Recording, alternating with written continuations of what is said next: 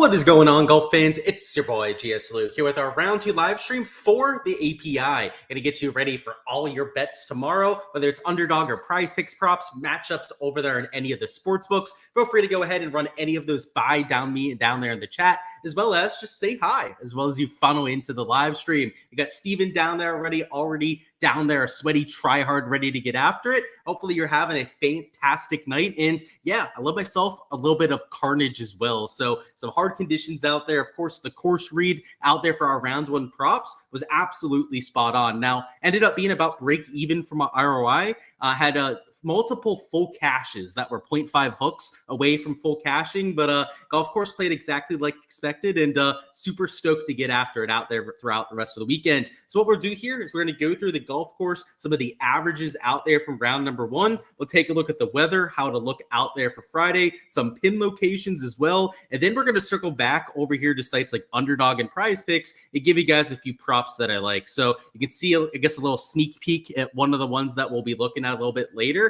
But yeah, Underdog Prize Picks will have you covered over there, as well as with any matchups over there on the books. But let's start with the stat averages, which for today played way over par. Now it's going to be a little bit of a different test over there for round number 2, but it played to a 74.63 scoring average. Your birdie average went way down from what we're used to seeing. In fact, went down about 0.7 per round. And the bogey or worse average went up over a bogey or worse per round compared to usual. So that's what led to those harder conditions. And if you take a look at the first versus the second half played a lot easier than the first half. In fact, there's about a 2-shot difference between the two waves, which was mostly due to temperatures and the winds kind of calming as the day went on. So the afternoon only played about 1.6 over par, and that was with a 15 to 20 mile an hour wind. And when we take a look at the forecast over here for Friday, you'll see that it looks a whole lot calmer. You've got sustained winds at sub 7 miles an hour for the entire day, and wind gusts that are sub 10 miles an hour for the entire day as well. So nothing like the windy, blustery conditions that we had out there for Thursday. So the scoring average in the afternoon, which was 1.6 over par, is, I think, going to get a lot better over there for tomorrow. I'd put the scoring average at closer to even, maybe close to half a stroke over par. Still a very difficult golf course. It's got that gnarly 4 or 5 inch rough. Depending on the pin locations that we go through here in a minute, right, they're probably going to be pretty tucked, I'd imagine, with the kind of forecast that we have. So I don't think it's going to be an easy golf course. And I think going back to the regular averages that we have at this golf course would be a pretty good idea. And in fact, I didn't have them up, but I'm going to go ahead and bring them up right now. The averages from week long, because this is going to play like what we had last year. And if you guys remember what we had in 2024, the golf course played to a 0.4 over par scoring average. And that's pretty much what I'm expecting over there for tomorrow. So I think if we go back to some of those stat averages that we have, it would be extremely useful out there for it. So let's see, there's the API averages. Okay, I can reshare my screen here now. Something close to these is what I'm expecting out there in round number 2. So you can see a 73.37 scoring average last year. Birdie or better per round was 3.5, again, 0.7 higher than what it was for round number 1. And the bogey or worse average is usually closer to 3.5 per round as well. So even with the calmer conditions, right, you might see a birdie average a little bit higher than 3.5. So maybe it's closer to 3.6. And the bogey or worse average, maybe that even goes down a little bit as well. So I'd say the scoring average, I'd probably put it at closer to like 72.25 or even just 72 flat over there with even par. Now, the thing that could change that could be some of these pins. So let's go hole by hole, give you guys a taste of what these players are actually going to face. Because at least from what I was looking at earlier, some of the par 5s actually look easier than what you had for day number 1. But there are some tricky ones near the water that I want to go ahead and point out. What's going on, Michael? What's going on, Pat? You won $800 on Showdown thanks to my advice about the morning wins. It's great to hear, man. That's the best kind of comments over here on the live streams. And it's like Michael said here, I was actually just about to say it myself. It's doing round 2 as well, right? Why not run it back out there 2 days in a row? Which, by the way, before we go through this pin breakdown, do want to remind you guys that I do have projections posted on my Patreon page. Okay, I guess you guys got to see most of the sheet there on it. But this is the sheet. So on there, of course, I've got all my projections, all the different modeling that you guys are used to seeing on there. And I've got player pool tags on there as well. So not only just who I'm playing over there for tomorrow, but also why I'm getting to them. You've got the ownership for round 2 Showdown, the projections that are just for round 2 as well. And if I can go far enough right here, I don't know if I can do that. I don't want to give you guys the whole player pool there, right? That wouldn't be right. But you can see over here, I've got these tags that I have throughout the player pool for reasoning on why I'm getting to players. So it might be their round 1 ball striking. That's making them somebody I'm looking at. Might be that they're high upside, low owned player that you can use for a little bit of leverage. Could be that they're due for some short game regression, whether it be that they lost around the green or with the putter or both in a lot of cases. And then over here with the course history players, guys that are just good around a Bay Hill Club and Lodge. So, there's always a reason for why I'm using somebody in my player pool. And rather than just be a tout that goes and tells you who I'm using, which can be useful. I think a lot of people in the industry are used to that being the standard. I'm much more about the why, right? Teaching the process, giving you guys a lot of tips on what to look for out there in players, which you need projections, you need ownership out there for Showdown, right? I provide all of that like a lot of these other sites do. But what I provide on top of that is a lot of process-based stuff and a lot of insight into the why out there with my exposure. So make sure to check that out if you guys haven't already. The prop stuff like an Underdog and Prize Picks, that of course is also covered over there on my Patreon page. That's under the prop tier. That's where I post all like the Underdog and Prize Picks stuff. But for Showdown, I know a lot of us do both over there. And I do the content over there on the Ship It Nation channel, which some people don't end up seeing, which, by the way, you should be seeing over there. Lots of valuable content to be had over there as well. That's where I go through a full 40-minute to an hour deep dive of Showdown for every single slate. But hey, if you're only seeing this over there on my channel, I do have the Patreon page still, and I still have all of those projections. Let's go through these pin locations real quick. So first off, I got hole number 1 over here on the right side. So this whole location is just over this bunker, and I would say it's pretty much just like round number 1. Round 1, it was just to the left side, right over that bunker. It's about the same depth into the green as well. So I don't think it's going to play that much differently. I just think depending on whether you're a fade player or whether you're a draw player, one of them would have been preferable. And, if you're a right-handed player and you hit a draw, I would say that the round 1 pin was a little bit easier to get close to. Whereas if you're a fade ball flight player, right-handed player, assuming from the fairway, right, it'd be a little bit easier to get to this right side pin location. So I think it'll play the same, kind of depends on the player that you're looking at. Hole 2 is this back left corner. This one's going to play a little bit harder than what you had for today. Not only is it a longer shot if they don't move up the tee box, I always add that asterisk because they could move up that tee box, but it's also a little bit more sloped back here. So it's harder to make putts towards this back side of the green, and brings in a lot more lateral dispersion when you have a longer shot in. Hole number 3 is a middle right pin location, maybe even towards the back, you'd say, about where my cursor is. It's tucked over here towards the bunker, short-sided towards the safe side. So if you're going to miss here, right, not want to have a really difficult up and down, you have to miss to the left side, which is also where you have the water to the left. So I would say that this is a tough pin location and probably a hair harder than what you had for today, which might look backwards because it was closer to the water over there in round 1, but you're going to see people bail out to the right side a whole lot. And, the water ball was a big problem for Wyndham today, right? He made a bogey over here at hole number 3, but I think you're going to see more bogeys at this hole because you're going to see people more comfortable missing to the right side. Hole number 4 is over here on this middle left. So it is your first par 5. It is into the wind, but without a whole lot of wind tomorrow. You're going to see players reaching this green in 2. So if you reach it in 2, you're probably putting back towards this pin, or everything's going to release towards the center. But if you miss in front of the green, which is where a lot of people are going to leave the golf ball, it's not a super tricky up and down unless you miss in front of this bunker where, if you have to carry the bunker and hit it close, it might be tricky, but every other angle looks like something I could get up and down. So these tour players aren't going to have too much of an issue with it. Hole 5 is in this middle back. So it's towards this bunker. I would say a little bit harder than today just because it is a wedge in, at just 380 yards. A lot of players have about 100 yards in. And because you don't have a whole lot of room to spin it back or even just spin it and get it to one hop stop, I think that it's going to play just a little bit harder than pin location wise, but it's worth noting, like, even if I say a pin location might be a little bit harder, you're not going to have anywhere near the same sort of wind. The scoring average is still going to be easier on pretty much every single hole, right? Unless it's just a brutally difficult pin location. Hole 6 is over here on the front right. This is the infamous Bay par 5. It is a easier pin location to get up and down to, but it's not an easy one to make an eagle on because you don't have very much room at all to hit it close to that pin. So you're going to see a lot of people hitting it short where that number 2 is, maybe a slightly closer to the green, over here in that right side bunker.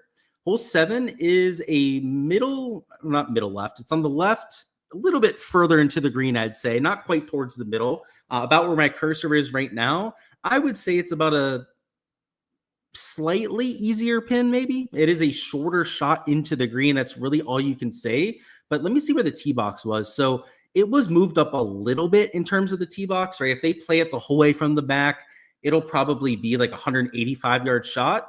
It's probably about the same kind of pin as what you had for today, but it's just a different test, right? Today was in the back. You had some room to go ahead and try and hit it close.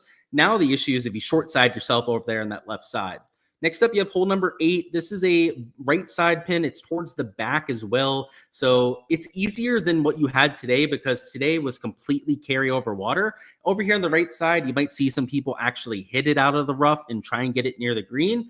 When you have it over here on this left side and it's a complete carry over the water, people that missed in the rough were laying up to about where my cursor is right there. So I think that this will be an easier pin for sure. 9 is in this left little corner. It's about where my cursor is right now. I would say it's about the same sort of pin as today. It might look easier because it's a shorter shot, but it's still going to be about 200 yards into the green. It played downwind today. It won't be playing downwind tomorrow. So you'll be playing from 200 plus yards into this sort of green complex. So I know it looks easier, but it would be if it was a wedge, but you're talking about like a 4-iron for some players into that green. Next up, you have hole 10, which is a front left pin. This one's kind of tricky because you don't have a whole lot of room to go ahead and hit it close. But if you hit the fairway, I think that's going to be the really big X factor at hole number 10. If you hit the fairway, you could spin it close and make a birdie there at hole 10. If not, it's going to be tough to hit it close there. 11's in this back left corner. It is tucked near the water, so this one's a little bit harder than today. By the way, this was already one of the hardest holes that you had on property. Now, wind was a lot of the reason for that, but it is a tough pin over there for tomorrow. Next up, we have hole number, 12 that we're on. It's a par 5 over here in the front corner. And you can kind of tell with the par 5s, just to go back to it, 4 was an easy one to get up and down to, right? It was in that front little corner. You have all that room to work with. 6 is on the front corner, easy chip, right? You get to the next one here at hole 12. It's also in that front left corner. The par 5s look like they're set up for scoring. So sometimes when you get winds expected to go way down, right, you'll get the course set up a little bit harder in anticipation for it. That's not really what we're getting here, right? We have these front pins, the easier chips to get up and down on the scoreable holes. It's almost like they want these guys to go out there and have a decent day. Now, does that mean that everyone's going to go out there and shoot super low? Absolutely not, right? You still have to hit the ball well, be in position to get up and down and make a birdie on those holes, but they are easier on the par 5s at least. Next up, we have hole 13, which is in the back corner. Yeah, back right corner, about 5 paces from the back, actually. This one will be a little bit harder than today. It is a wedge shot in, though, so it's not like it's a hard hole, just a little bit longer and brings in a little bit more of a left to right miss. You also have 14, which is a middle right pin location. This one is a par 3. You have a lot of room to get close to it.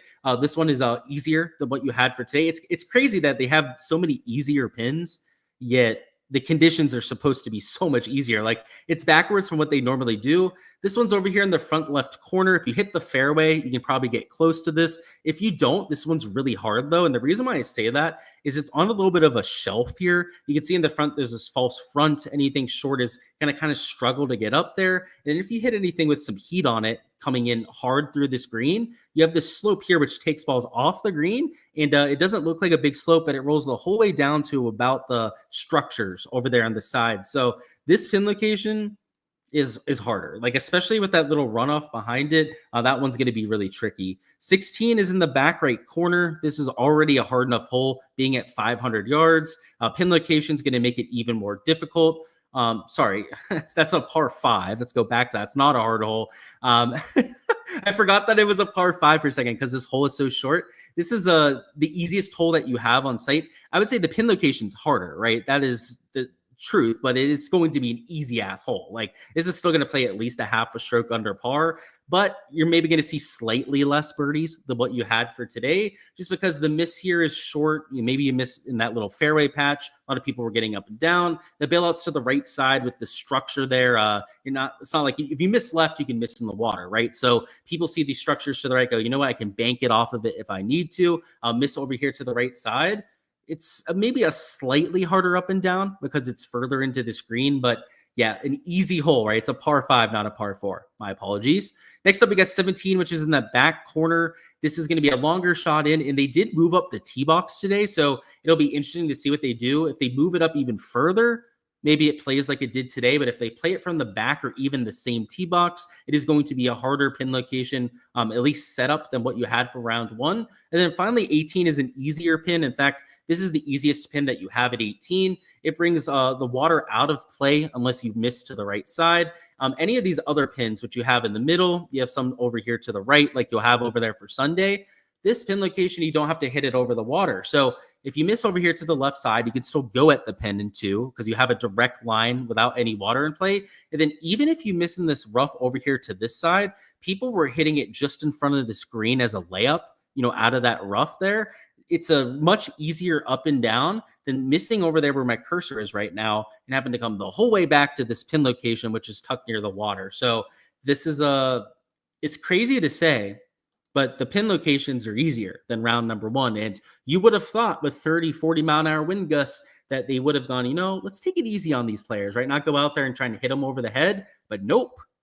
They went out there and tested the players beyond belief. So yeah, these averages are going to get vastly different. I know I was saying maybe I'd play like a half a stroke over par. I've actually adjusted that, and I probably would say closer to even par, maybe even slightly under par over there for a scoring average, which does kind of change my tune a little bit. I was looking at this Brian Harman over on strokes. So you may have seen that when I clicked on Prize Picks a little bit earlier. The idea on that, by the way, is that he has an early tee time, which is when conditions are going to be a little bit cooler. So to go back to the weather forecast, though it does look like it'll be calm for most of the day, there are a few wind gusts in this forecast you can see in the morning. But also it's going to be 40, 50 degrees for the first few hours. So the idea with Brian Harman is that maybe he gets off to a slow start because of some of the cooler temperatures. Also, he doesn't have the best track record around here. He's missed the cut in 2 of his last 3 starts around the Bay Hill Club and Lodge. So at 71 strokes, right, -1 would be a push there. In fact, I still might end up playing this over for the 71, but I thought I was going to play like a half a stroke over par, which meant that even if he gained a stroke and a half to the field, that would have been pushing this. Now, it might be if he gains a stroke to the field, he might be going out there and pushing this, but he's a below average player. You're talking about somebody in Brian Harman who's probably a bottom 20 player of this field, which isn't even a diss to him, right? This is a field of the best players that you have on all the PGA Tour. He's just not an elite tier player, particularly at a golf course that's this off the tee heavy. So we'll keep him in there. We're going to circle back on that one in a second. But with the pins looking easier, the better board for taking positive stance plays was over here on the underdog side. And they do have the same projection on some players as what you have on Prize Picks, but you also have some props that are a little bit more favorable over here too. So to take a look at the birdie lines, we'll be able to show you what some of those look like. So for example, they've got some 3.5s, like they've got Xander, Morikawa there at 3.5, like even a JT there with the 0.9x multiplier, and players like a Hovland. Who else? You can see they're starting to copy the board over there in Prize Picks that has guys like Sanjay, right? Corey Connors there at 4 birdies. But like they have Fleetwood, who's a better player than those sort of guys, like Shane Lowry, right? Over here at 3.5 birdies.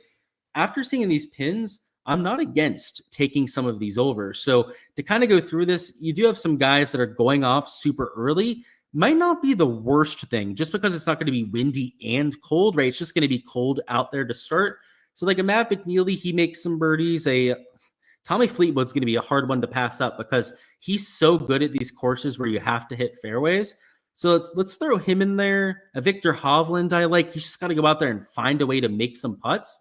These sort of players, like these two over here on a site like Underdog, I think are decent values. And I haven't done the line comparison yet, so let's see if they have a line over here on sites like Caesars, William Hill. So look at this, like Victor's -155. Let's see if they have a Tommy Fleetwood line, which they might not. They do actually. He's juiced under for the birdies. Okay, so maybe we take Tommy Ladd out. Maybe he's not the best example, but like Hovland's -155. So, if we can find a pairing over here on this side of things, we could be cooking over there with a prop. So let me see if they have Brian Harman over here. Look at that. They do. So if we're going to enter anything over here on the underdog side, this will be the first slip that we go with. It'll be the Victor Hovland over on birdies, and then this over there on Brian Harman strokes. And if you do this, it's a 3.24x payout. So that's why I would rather enter that over here on this side of things, especially because, you know, they copied the board on Prize Picks, right? So they were able to bring guys like this in. The reason why I know this is because they didn't have this prop posted until a few minutes ago, and we just refreshed that board and were able to get them posted.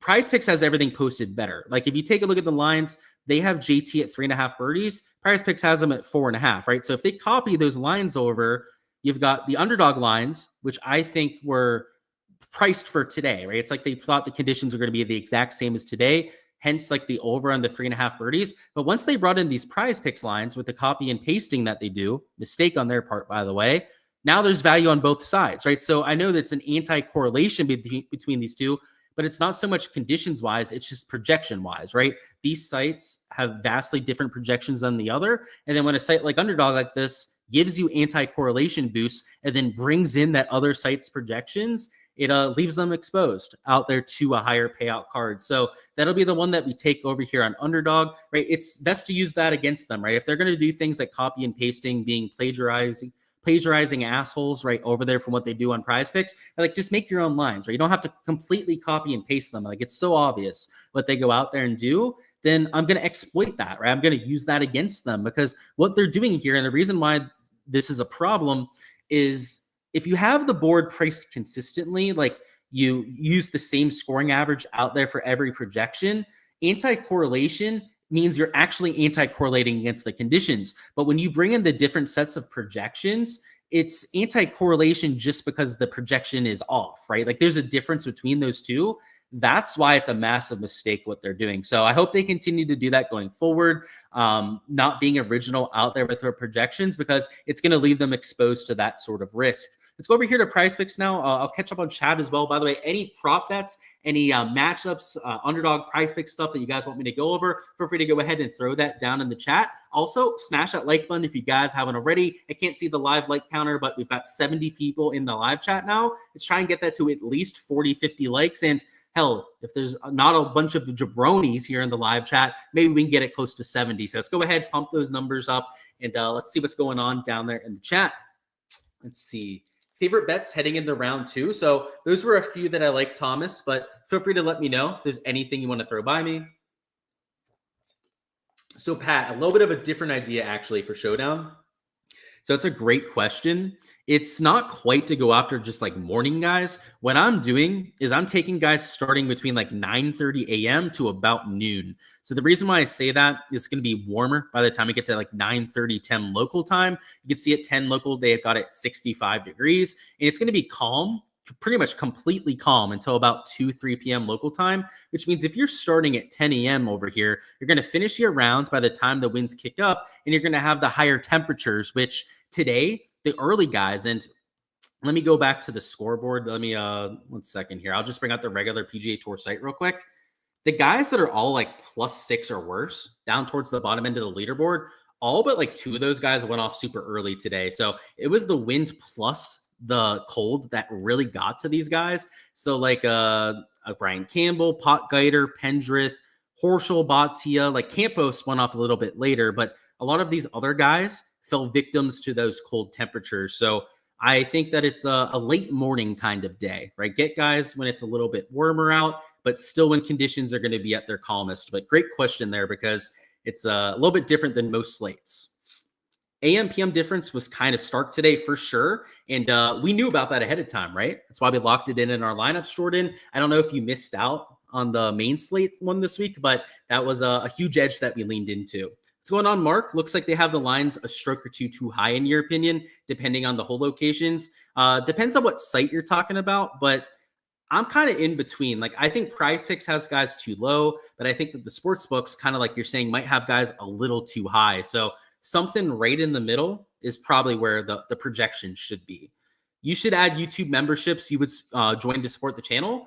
I get notified about it all the time by my YouTube reps. So I'll have to do that, Pat, especially now that I know that there's some demand for it. I'll look into it, man. And the reason why I haven't done it is I have like the Patreon, right? That's where I go out there and post a lot of my projections, plays, modeling over there on the Patreon page. But if I did that too, I guess it'd give people another opportunity to go out there and do so. The issue is I feel like there's no added value, right? Like I have my Patreon. It's where I post everything out there for my people. It's like, what would be the benefit of joining that too? I guess I'll have to figure something out. You had to follow Tourcast. It looked like a house was in the way of the dog leg on 15.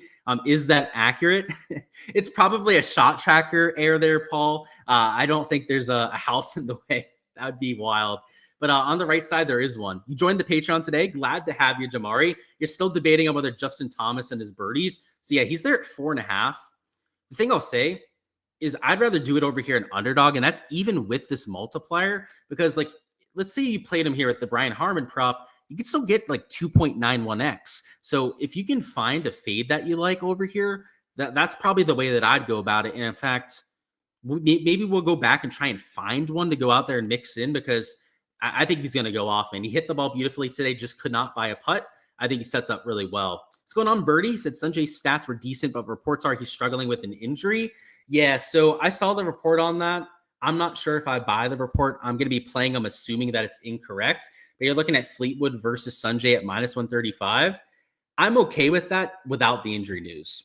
Like, I would say Fleetwood's a better course fit here. He's been playing better golf, better approach play over his last 24 measured rounds. I think that that's just a decent play on paper, but I'm not sure that report, I have to do my double checking on it, Birdie, because the only report I saw on that was the injury report Twitter, which I'll just call him out by name. The guy's full of shit. He's posted reports that have proven to be completely false after the fact multiple times before. I want to see if anyone else picked up on that, was posting that sort of thing. If that's the case, then I think there's some merit to what you're doing there. But if it was just that one site, that site is known for misinformation. That Twitter handle, I should say, is known for misinformation. Don't get fooled by that sort of thing. It's happened so much before, and I've called it out multiple times before. It's not like it's a one-off kind of thing. Like the guy's, I was going to say bad word. He's a complete idiot. We'll leave it at that. You can probably guess what word I was going to use.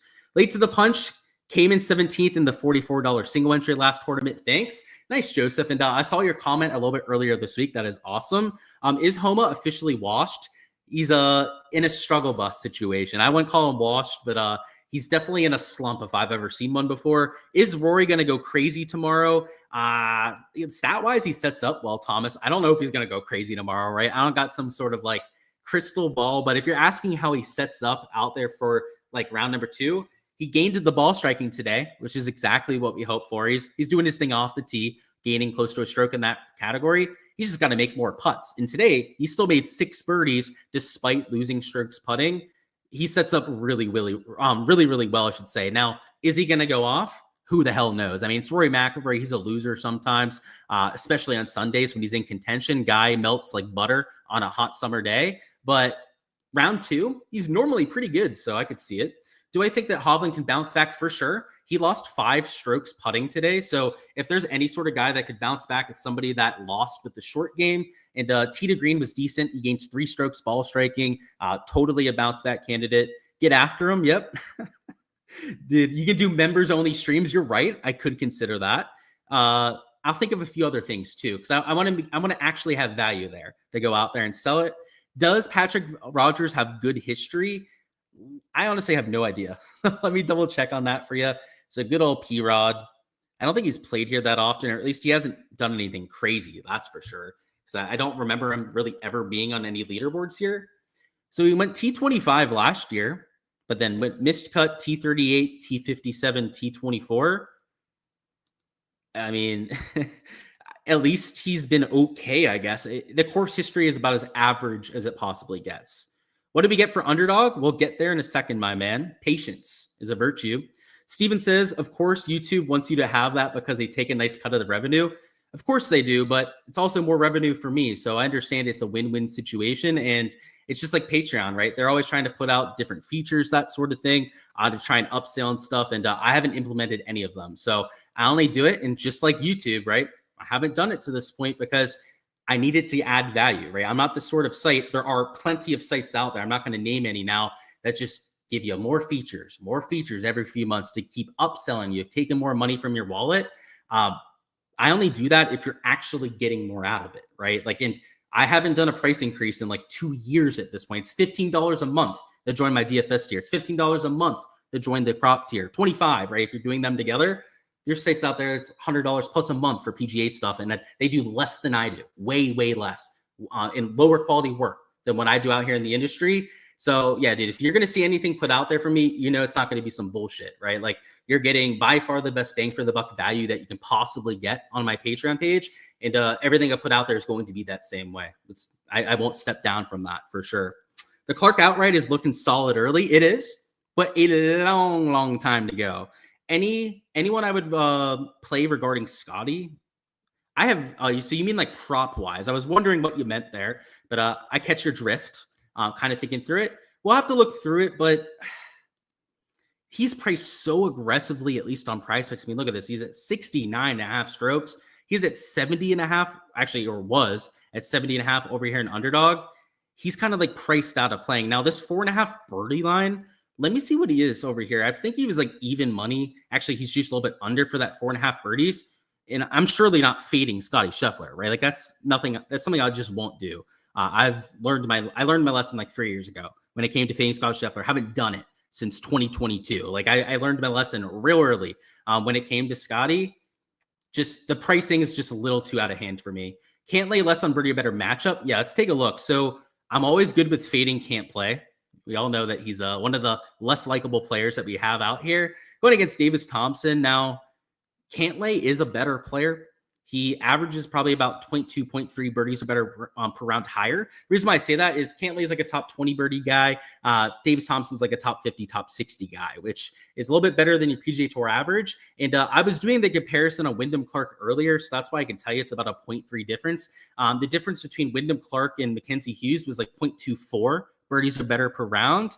The difference between these two is somewhere between 0.2 to 0.3 out there, birdies are better per round. So with this 0.5 on it, they're just way too close for my liking. I went through all of them earlier. The only one I didn't actually do the calculation on was the one that you asked about, which is kind of unfortunate. I wish I could have given you the exact answer on that discrepancy, but all the ones that I checked on here were just, they did a good job with the pricing is what I'll say. It's wild how many people are charging for PGA. Yeah, not me though, right? Very reasonable over here. I don't think anyone would contest that, right? $15 a month, less than $1 a slate. Is best bang for the buck as you can find. But yeah, I mean, there's sites charging $300 to $500 a month for PGA shit. And that is just, it's absurd. It's absurd that they think that there's that much value in what they do. And in every case that I can think of the sites that are charging that much money, it's all absolute shit. And even if they are offering value, half the time it's like not even usable by the people because it's over their heads. So we'll see. Thinking about going Xander for a bounce back, do you think he's a fade? He actually stat-wise, Phil, I don't really know what to think because it's conflicting. I'd say injury-wise, rust-wise, he's got no chance, right? Because he hasn't played in 6 weeks. However, and this is a huge however, and this is why I don't really know what to think. He gained off the tee today and he gained over a stroke on approach. And the big loss came around the green with the putter. I mean, he had a putt today where he was 7 feet for birdie and he 3-putted for bogey, for goodness sakes. Just stuff that you literally never see for Xander Schauffele. The ball striking, I mean, he does that again, and then he's neutral with the other two categories. He could actually play pretty decently. So I don't know if I would rule him out, man. He played better. Yeah, and it's, like you said, can't beat that price. Your best tiers lineup has Xander in it, of course. He could turn it around. I don't want to completely put him on the deathbed, right? As I was saying there with Phil, dude, stat-wise, I don't know. It's sneaky. This is the guy normally, just to show you his stat profile here. Short game is one of the best players we have out here. I mean, he gains like every week. You can see the last few times he's been out here, maybe the rust has really shown itself with the short game. But look at all the start green that you have here. It's just so consistent in those categories. I would count on a little bit of a bounce back for sure. But let's go over here to Prize Picks in a second. We'll circle back over here to this Justin Thomas prop. But I do want to hook you guys up with a little exposure over here. So what I was looking at before is all these are too low. The pricing is significantly lower over here compared to the other books. And I don't think they're drastically off. Like the guys should probably be 0.5, maybe 1 stroke higher in a few cases out there on these sort of props. You already know about that Brian Harmon over that I was pointing out before, but just trying to see if there's anything else that really stands out. And in terms of the strokes board, I like this Thomas Dietrich over. He's going off super early when it's a little bit cool as well. That was something that I was considering a little bit earlier. Christian Bezain, I'd say the same thing about. And, I don't want to talk shit about guys like Seabez. Like, I think Seabez is probably the better play between him and Dietrich. The reason why I would fade Seabez is he's a bottom 20 player in this field, right? And that's not a diss when you're in a signature field like this. It's that you're comparing them to literally the best players that we have in the world. So, a Seabez at 71 with that push equity with a -1 round is the kind of play that I'd take. Unfortunately, though, right, if you wanted to take two fades here together, that sort of thing, you're going to get 2.5x. So it's just completely useless over here on this site. So what I was looking at was a DP World Tour prop, and this one is actually slightly negative EV. So if you're a plus EV better, you don't enter this. If that's your shtick, right, don't jump off of it just because I'm entering this myself. But I do think that this is a really good play. James Shaper is by far the best player that we have in this DP World Tour field. He was the favorite heading into the week. He has elite tour tier course history here. He's got 3 top 20s in his last 4 starts around here. And that was before he turned into the player that he is today. Over the last year or so, Shaper's gone from a tour average guy, young kid, really good prospects, but about average the last few years, to one of the best players that you have on the DP World Tour. The scoring average is going to be about a 69.5 tomorrow, something about a half stroke under par.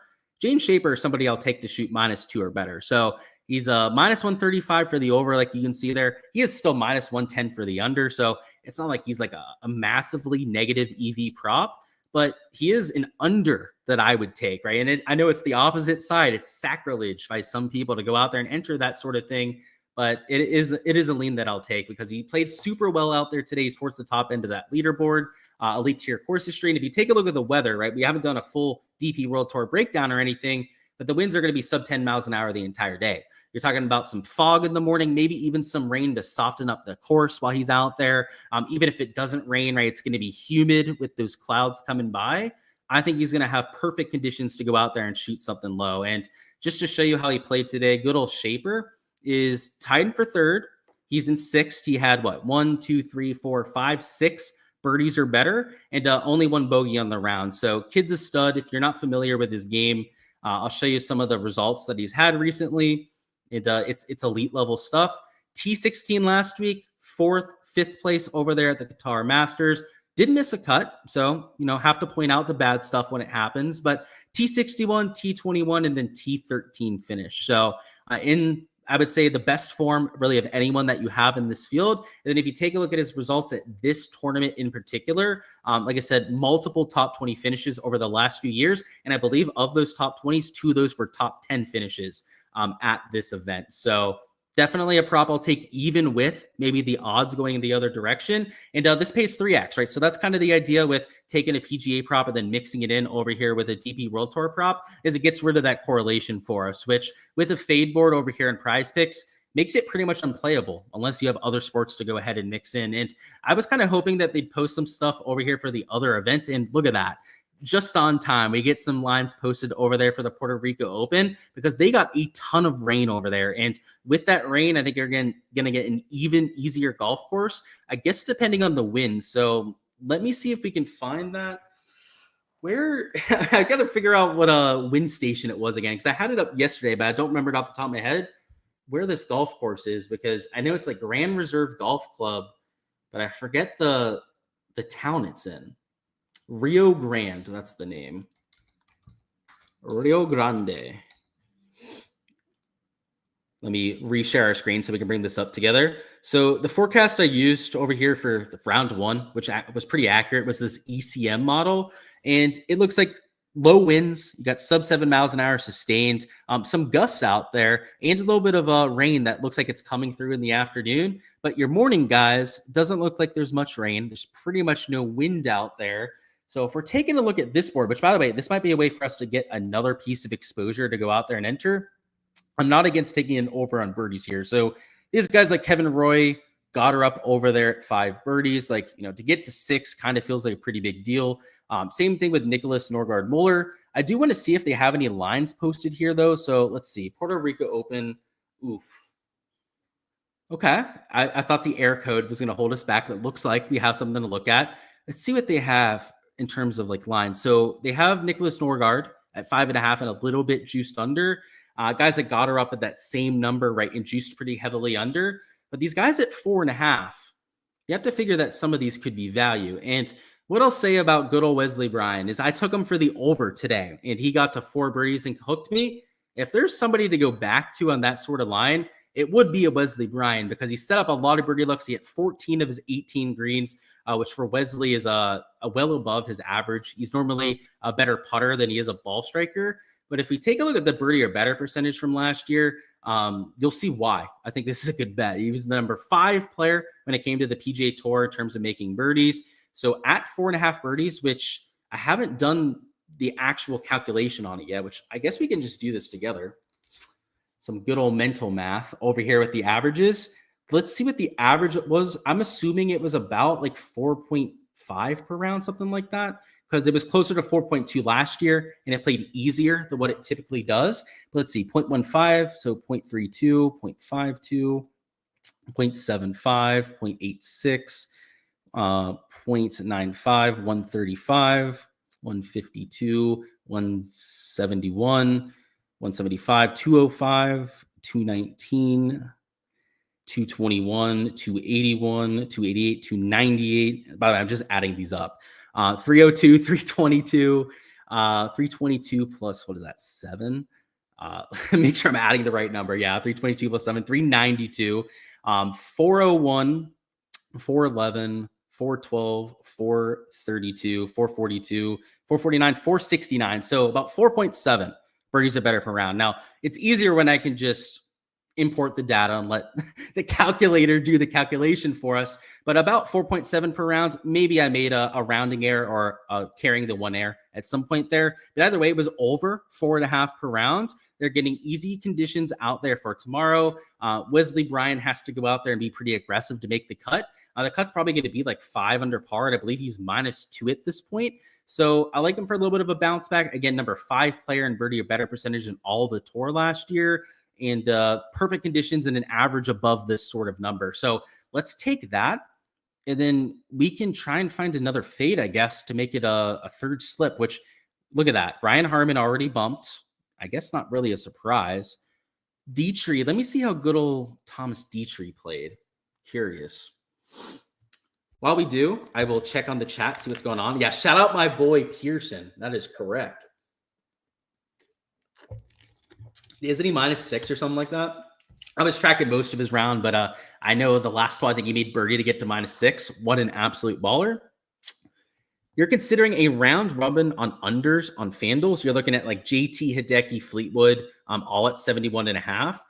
I'm not against that because I do think conditions will be a little bit easier, but I would handpick the guys that hit the ball the best. Like JT off the top of my head, he really hit the ball well. Aubert, his ball striking stats were through the roof. Not sure about guys like Henley. I know Cantley kind of struggled with the ball striking. I wouldn't say struggled, but his strong suit was the short game out there today. I'm with you on guys like JT Aubert. I think at 71.5, those would be my favorites. Berger for the bounce back, anything worth playing for him prop wise or no? Probably not. I haven't gone through them all yet, Thomas, and I don't really like those questions, right? Because I don't bet players, I bet numbers. And that's what you hear from all the best bettors, regardless of the sport that you play. Like, you don't bet teams out there for NFL, right? You bet lines, you bet spreads. That's my take on that sort of thing. So we can look through them. If I see anything that really stands out, I'll let you know. But not my favorite thing to do. What happened to your boy Pendrith? Didn't catch much of his day. He went off early on the really hard conditions, along with the guys that started around 8 a.m. Almost all of them are -5 to, oh, sorry, not -5, +5 to +7. So he got hit by the hard conditions. He couldn't do anything about that. Quavon over 72.5 for the first out. I wouldn't fade Quavon. I think he's way better than you probably understand, especially from what I've heard about him. So no, I would not fade him. Also, Grazeman over 71 going out early. I could see the Grazeman one down there at 71. The conditions, I guess, for Quavon, right, could make him a little bit of a fade, but you're comparing him at like 72.5 to the guys at 71. I think he's better than the guys at 71. And they are over there on Prize Picks. You may need to refresh it. Also, Grazeman over 71. Yeah, we already went through that. No question. Just Luke, you're the man. Hey, I appreciate you prep. Even if it is just a comment, we appreciate you stopping on by. You got an outright on Rasmus Peterson too. You think it's without Roy? Ooh, okay. Yeah, Roy, by the way, he had a hell of a day today. He shot -10 or something like that. Rasmus Peterson is a young up-and-coming stud. So I love that bet that you took there. I went with a single bullet this week. So we had the comment about my boy Pearson Cootie. He's the only guy that I played. Stay away from Pavon. That dude is nice. Pavon's a nice guy. You're right. I'm not going to bet against Pavon. He is a nice dude. He's French, right? The French are always nice. They never give you shit for anything, from what I understand. All right, so we got Wesley there at 4.5. We already got Christian Bezenu there at 71. We're going to try and make it something different. Right? I don't like doubling up on taking the same sort of fades. Dietrich's there. Like, I'd rather fade Dietrich than Grazeman. Dietrich is just a worse player than what you have there with Grazeman. I think Grazeman's a little bit better there. Siwoo Kim, I guess, could be in play, but Siwoo Kim is going off a little bit later. Tony Finau is going off earlier, but he is a better player. Like, same thing with McIntyre, right? He does have that earlier tee time, but he's also just, I think, a higher quality player. There's actually a lot of guys there at 71 strokes that, I mean, they fit the tee time mold, right? We want guys going off when it's a little bit cooler, but they don't necessarily fit like the quality of player mold. Like, these guys are all pretty good. So we're just going to go with Dietrich. We're just going to play it by the numbers, right? Like, I like Dietrich. The reason why I had some apprehension in taking this fade is he's a long player and he's playing super well. So, like, I kind of understand why he's projected a little bit better, but he's a below average player in this field. And I think the scoring average is going to be like 72 strokes. So why not take us over there at 71? So that'll be the third slip that we take, right? It's not always what we do here, right? A lot of times it's like 1-2 slips that I'm entering, but there'll be a lot more that I'm getting to as well. So if you guys want to see all of that, as I've mentioned a few times already, on my Patreon page is where you can find all of my exposure. It'll be all the prize picks, underdog slips that I end up getting to. And as we see some of the averages coming in tomorrow, right, we can see that scoring. We'll be able to adjust for that over there with our exposure as well. So for example, this morning, with all these guys that were like +5 through their first 5 holes, it was a really good idea to potentially look at some fades. Now, the conditions were looking a little bit easier as the day went on, which is what kept me off of some fades. But let's say tomorrow morning, the scoring average is tracking to be way over par again, right? Maybe we go out there and really hammer home some more fades. Let's say maybe the scoring average is tracking to be under par. Let's say like a whole stroke under par. Well, maybe you want to go out there and take some unders. So, that's half the battle as well, right? You want to go out there, guess what projections should look like ahead of time, but also want to react after the fact when you actually have that data to work with. So for all of that and any other slips that I get to tonight, make sure to check out the Patreon page. But that is all I've got. Let's see. Yeah, you got a single bullet on Peterson. Good stuff, dude. You don't have anyone before 1 p.m. Okay. I don't know if you should go that late. There's only like 5 groups after 1 p.m. Any value on underdog for specific holes on strokes? Oh, you mean go back to that. You mean for the prop board? I have no idea, Michael. Yeah, it's not that way for me, as you can see.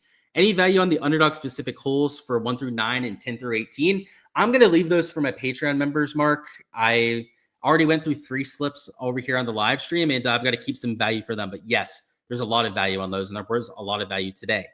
What's the last time that somebody shot +7 but gained 2 strokes on approach? I don't know. I'm not Justin Ray, by the way, is like the savant when it comes to finding those stats.